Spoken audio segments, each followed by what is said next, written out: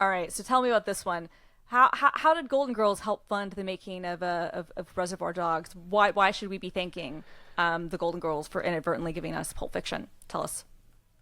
So Quentin Tarantino went on Jimmy Fallon a few years ago to talk about his early acting career. I mean, there was a lot of famous people back in these days. Like, George Clooney was famously on Golden Girls, I think, and He was also in Facts of people Life. did Facts of Life and guest starring roles and things like that. So, in the fourth season episode called Sophia's Wedding Part One, Quentin Tarantino is an Elvis impersonator.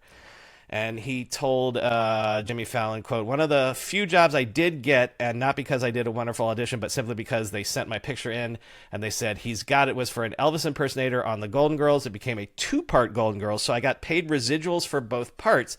And it was so popular that they put it on the Best of the Golden Girls releases. I got residuals every time that showed, so I got paid maybe, I don't know, $650 for the episode. But by the time the residuals were over 3 years later, I made like $3,000. And that kept me going during our pre-production time trying to get Reservoir Dogs going."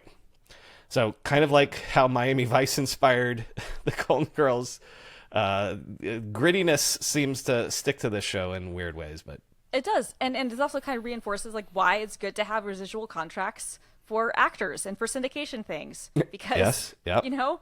which doesn't really exist now in the era of streaming. Rip, but yeah, that's very cool.